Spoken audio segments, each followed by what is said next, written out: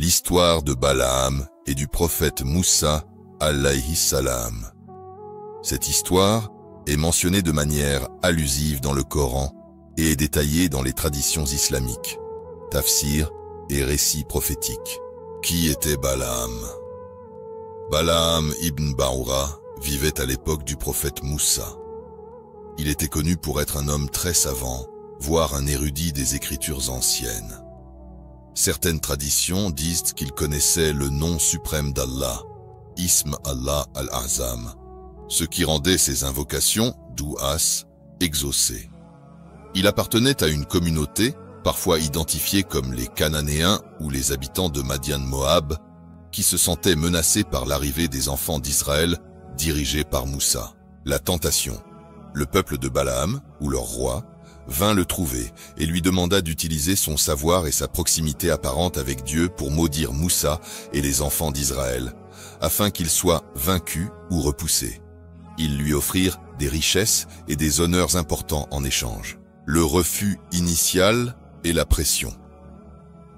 Au début, Balaam refusa. Il savait que Moussa était un prophète d'Allah et que les enfants d'Israël suivaient la volonté divine à ce moment-là. Il dit qu'il ne pouvait pas maudire un peuple béni par Allah et mené par son prophète. Cependant son peuple, et selon certaines versions sa propre femme, insista lourdement, le tentant avec les cadeaux promis et faisant appel à son appartenance communautaire. Sous la pression et attiré par les biens matériels, Balaam finit par céder.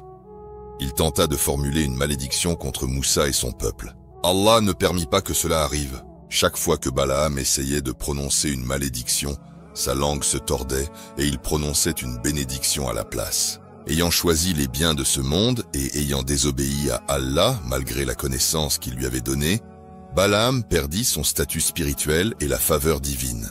Bien que Balaam ne soit pas nommé explicitement, de nombreux commentateurs du Coran, Mufassiroun, s'accordent à dire que les versets 175 et 176 de la sourate Al-A'raf, le mur d'Araf, font référence à lui ou à une personne semblable, et racontent leur l'histoire de celui à qui nous avions donné nos signes et qui s'en écarta.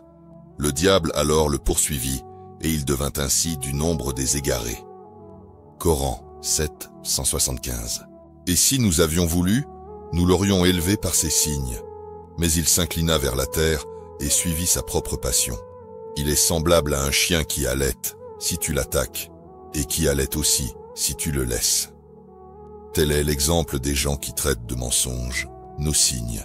Eh bien, raconte le récit afin qu'ils réfléchissent. Coran 7, 176. L'histoire de Balaam et Moussa est une puissante mise en garde. Elle montre que la connaissance religieuse seule ne suffit pas si elle n'est pas accompagnée de piété, de crainte d'Allah et d'obéissance. Elle illustre le danger de succomber aux tentations matérielles et aux passions personnelles, au point de renier la vérité que l'on connaît. C'est un avertissement contre l'utilisation du savoir religieux à des fins mondaines ou pour s'opposer aux envoyés d'Allah.